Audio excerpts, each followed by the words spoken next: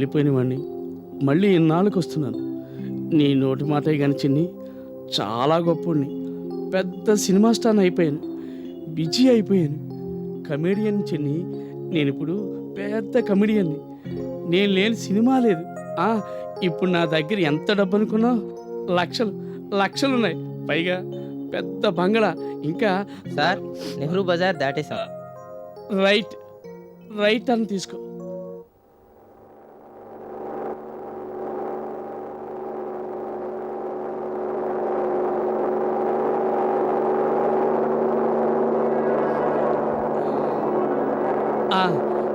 ఇక్కడ ఇక్కడ ఆ బాబు.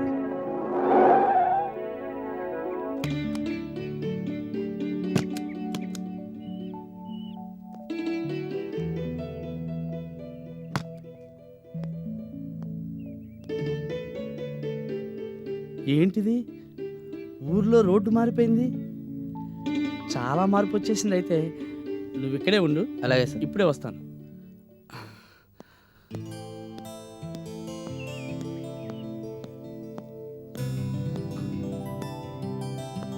అయ్యి బాబోయ్, ఇల్లు కూడా మారిపోయింది. ఆ గుమ్మం వేరు, ఈ గుమ్మం వేరు, కానీ ఇల్లు ఇదే.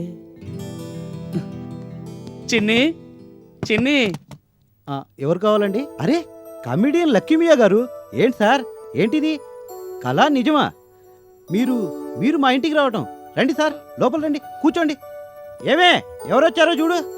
మీరు కూర్చోండి సార్, ముందు కూర్చోండి. Thank you.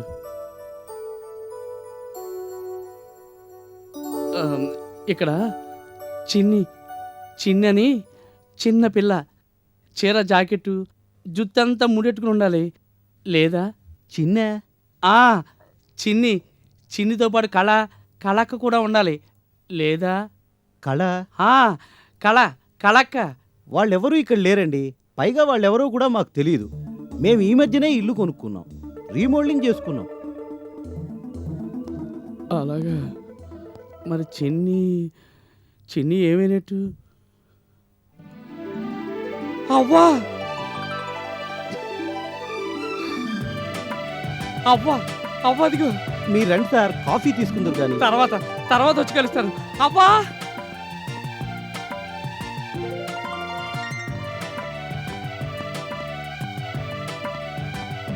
అవ్వా అవ్వా అవ్వా. ఎవరు? నేనవ్వా, పోలీసుని.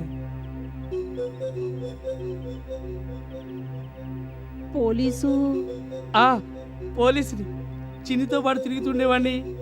పోలీసు, చేతిలో లాఠీ, తల మీద టోపీ, ఆ పోలీసుని. పోలీసుని, ఆ పోలీసునే. పోలీసు ఎంతలా మారిపోయావు, గుర్తుపట్టలేకపోనాను. బాగున్నావా? బాగున్నాను, కానీ చిన్ని ఎక్కడ? కళక్కేది? ఎక్కడ? అంతా వెళ్ళిపోయారు. చిన్ని చచ్చిపోయింది. చచ్చిపోయిందా? చిన్ని ఊరుకో.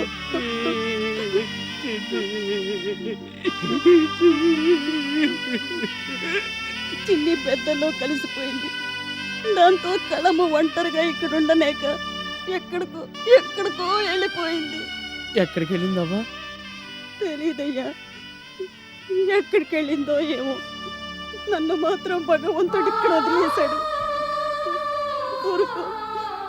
ఊరుకో, ఏది ఎలా జరగాలంటే అలా జరుగుద్ది. కానీ నీ సంగతి చెప్పు.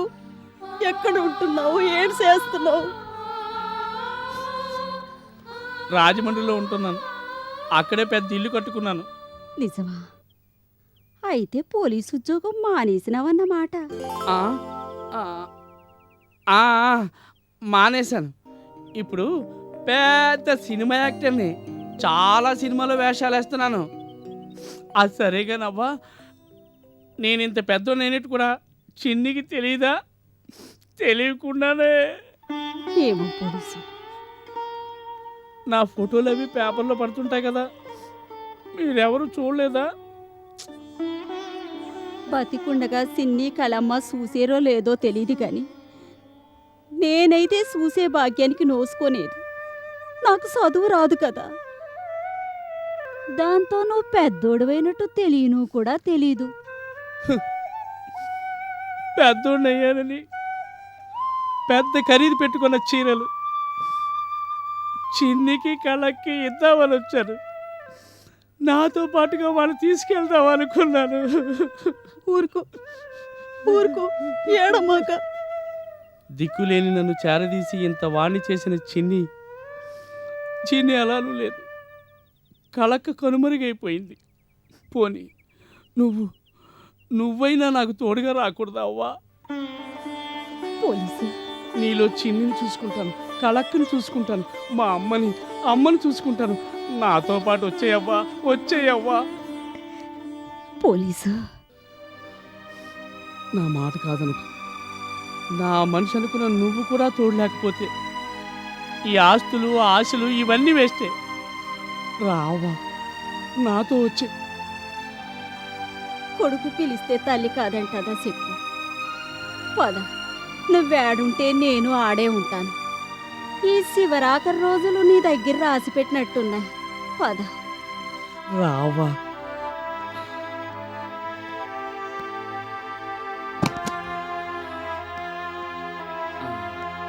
మెల్లగా.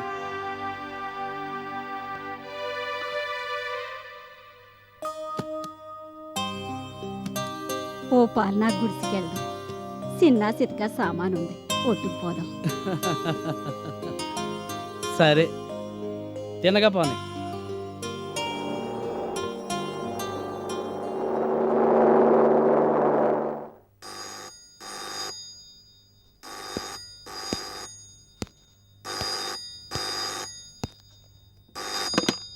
హలో హలో వేణు, సుధా, నేనే వేణుని మాట్లాడుతున్నాను. చెప్పు, ఏంటి సంగతి? కంగ్రాట్స్ గురు. దేనికోయ్? దేనికేంటి గురు, బెస్ట్ ఫిలిం అవార్డు కొట్టేశావు. మరైతే ఆ లెక్కన నేను నీకు చెప్పాలి కంగ్రాట్స్. కో ప్రొడ్యూసర్వి కదా. అయితే చెప్పే. సరే, కంగ్రాట్స్. థ్యాంక్ యూ గురు. గురు, చెప్పు. బిగ్ బాస్ సతీష్ సరస్సు లేరా అక్కడ? లేరు, ఇద్దరు ఇప్పుడే బయటికెళ్ళారు. అరే, ఏమైంది? సరస్సుకి కంగ్రాట్స్ చెప్దాం అనుకున్నాను, అలాగే పెద్ద గురు సతీష్కి కూడా చెప్దాం అనుకున్నాను. లేరా? దాందే ఉంది, మళ్ళీ ఫోన్ చెయ్యి. అది సరే, అక్కడ మన బిజినెస్ ఎలా ఉంది? ఎలా ఉంటుంది, ఎక్కడ వేసిన గొంగలి అక్కడే అన్నట్టుగా ఉంది. పనులన్నీ ఎక్కడెక్కడ అలాగే ఉన్నాయి, ఇంచు కూడా ముందు కదలలేదు. ఏం చేస్తున్నావు నువ్వు? పనంతా నీకు అప్పచెప్పి ఇక్కడ మేముంటే? ఉంటారు. నువ్వు సతీష్ అక్కడ అవార్డులు రివార్డులు అందుకుంటారు, నేనేమో ఇక్కడ ఒక్కడనే పనిచేస్తూ కూర్చోవాలి. అది కాదు గురు, ముందు నువ్వేం చెప్పావు? సినిమా ప్రొడక్షన్ అంతా నువ్వు చూసుకోరా, మన మామూలు బిజినెస్ అంతా నేను చూసుకుంటానన్నావు. అన్నావా లేదా? అన్నాను. మరి ఆ ఒప్పందం ప్రకారమే నేను ఇక్కడికి వచ్చాను. అనుకున్నట్టుగానే సినిమా తీశాను, సక్సెస్ చేశాను. నువ్వేం చేశావు? ఏం చేశాను? ఎప్పటికప్పుడు మన సినిమా కబుర్లు పేపర్లో చదువుకుంటూ ఆనందిస్తూ కూర్చున్నాను.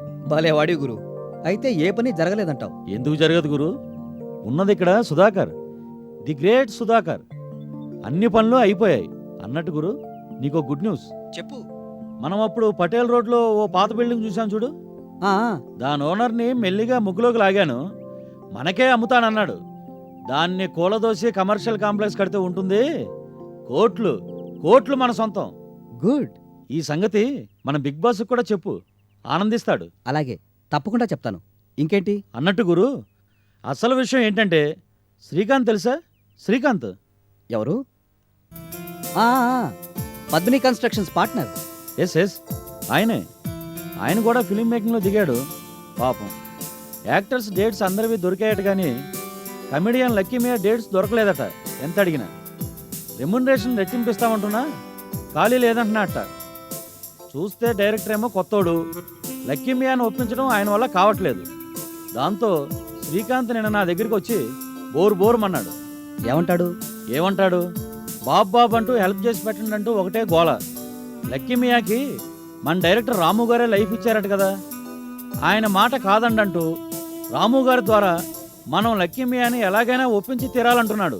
మనకెందుకురా ఈ గోల, అది అయ్యే పని కాదు. కానీ లక్కీ మియా కాకపోతే ఇంకొకరు, వేరెవరినో బుక్ చేసుకోమను. కుదరదట. కథలో ఆ క్యారెక్టర్కి లక్కీమియానే సరిపోతాట. చేతులు పట్టుకున్నాడు రా బాబు. అసలు సంగతి ఏంటంటే పటేల్ రోడ్లోని పాత బిల్డింగ్ వ్యవహారం చెప్పాను చూడు, దాని విషయంలో పాపం శ్రీకాంత్ మనకు చాలా హెల్ప్ చేసి పెట్టాడు. దాని ఓనర్తో ఆయనే మాట్లాడి మనకు అమ్మేటట్టు చూశాడు. దానికోసమైనా మనం ఈ హెల్ప్ చేసి తీరాలి. అయితే తప్పదంటావు. సరే, నేను రాముగారితో మాట్లాడి ఆయన చేత లక్కీమియాకి ఫోన్ చేయిస్తాను. తర్వాత శ్రీకాంత్ని వెళ్ళి కలవమను. నేను ఇదే మాట అన్నాను. రాము గారి చేత మేము ఎలాగోలాగా ఫోన్ చేయిస్తాం, మీరు వెళ్ళి లక్కీమియాని కలవండి అంటే ఏమన్నాడో తెలుసా? ఏమన్నాడు? అలా వెళ్ళనన్నాడు. వ్యవహారం మొత్తం మీరే సెటిల్ చేయాలన్నాడు. అడ్వాన్స్ ఇచ్చి లక్కీమియా డేట్స్ తీసుకురావడం అంతా మన చేతుల్లోనే పెట్టాడు. పాపం లక్కీమియాని 2-3 టైమ్స్ కలిశాట. మళ్ళీ కలిస్తే ఏంటిది జుట్టులా పట్టుకున్నాడంటూ ఫీల్ అవుతాడేమోనని శ్రీకాంత్ ఒకటే గోల. సరే, ఓ పని చేయి. అయితే నేను రాముగారితో లక్కీమియాకి ఫోన్ చేయిస్తాను, నువ్వు వెళ్ళి కలు. ఎక్కడికెళ్ళి? ఎక్కడికెళ్ళేంటి, అక్కడే హైదరాబాద్లోనే కదా లక్కీమియా ఉండేది. ఇక్కడ లేడురా బాబు, ఆయన ఉండేది రాజమండ్రిలో.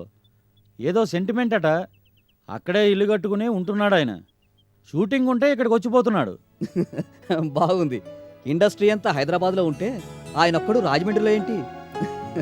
ఏదో సామెత చెప్పినట్టు.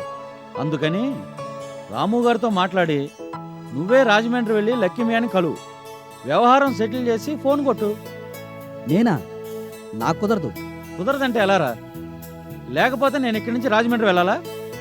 అర్థం లేకుండా మాట్లాడతావేంటి? నువ్వు ఉండేది వైజాగ్లో, రాజమండ్రి నీకు దగ్గర నాకు దగ్గర. సరే బాబు, సరే, నేనే వెళ్తాను. ఉండనా మరి? గుడ్, ఇప్పుడు నాకు నచ్చావు. అన్నట్టు వేణు, చెప్పు. సరస్సుని సతీష్ని అడిగానని చెప్పు. ముఖ్యంగా సరస్సుకి నా తరపున కంగ్రాట్స్ చెప్పు. జాతీయ స్థాయిలో ఉత్తమ బాలనటి కదా. సరే, చెప్తాను కానీ మరి నువ్వెప్పుడు వస్తున్నావు వైజాగ్?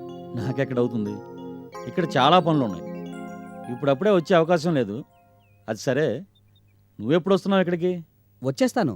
రాజమండ్రి వెళ్ళి లక్కీమియాని కలిసి 2-3 డేస్లో వచ్చేస్తాను. బాయ్. బాయ్.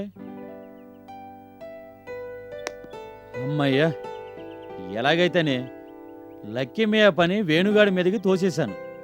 ఏం చేస్తాడో చూడాలి.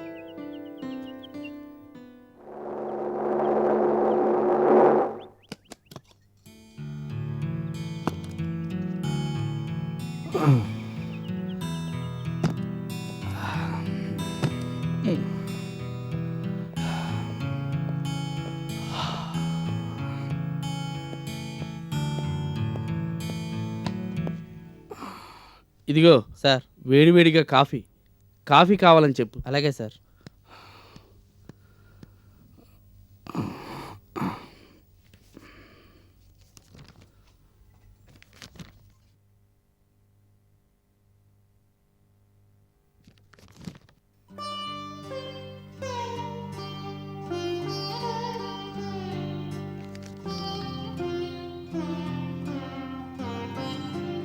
తర్వాత అయి చూద్దు గాని ముందు కాపీ తాగు. నువ్వేంటవ్వా నువ్వు తెచ్చావు? వాడేవాడు? నా చేతులతో నీ కాపీ ఇవ్వడం నాకు ఆనందం. తీసుకో. ఊరు వదిలిపెట్టి ఇయాల్టికి 4 రోజులైంది. షూటింగ్ ఎక్కడా? అక్కడెక్కడో యలమంచిల దగ్గర చిన్న విలేజ్లో. జర్నీలో ఒళ్ళంతా హోనమైపోయిందనుకో. మరైతే ఇంకా కూకున్నావెందుకు? లేగు. లెగిసి 7 నీళ్లతో తానవాడిరా. అన్న వెడతాను, తిని హాయిగా నిద్రోదు గాని.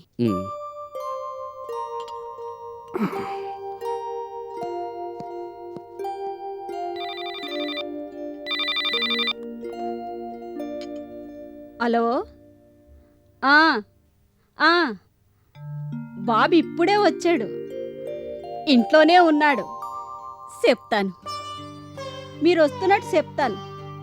ఓ పని చెయ్యండి బాబు, 1 గంట తర్వాత రండి. అప్పటికి అన్నం తిని కూకుంటాడు. మంచిది.